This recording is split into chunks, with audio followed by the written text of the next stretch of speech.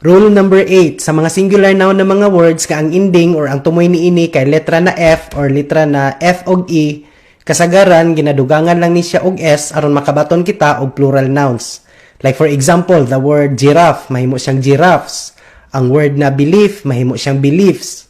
However, bantay ta ani na rule kay naa ni siya exception tungod kay naay uban nga mga singular noun na mga words ka ang ending niya kay F or FE pero ginailisan siya og VE unya ginadugangan og S aron makabaton og plural nouns.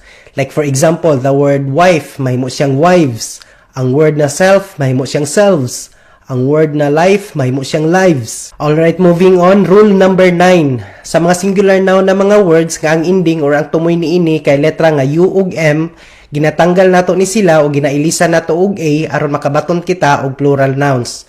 Like for example, the word datum, mahimo siyang data. Ang word na bacterium, mahimo siyang bacteria. And last but not least, rule number 10. Naay mga singular noun na mga words nga kung atong i-pluralize, dili jud siya mausab.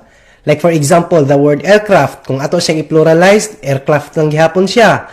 Ang word na ship, ship lang gihapon. So, mao to sila ang mga rules alang sa mga singular nouns nga mga regular nouns para mahimo silang plural nouns. So, mao lang to. Daghang salamat.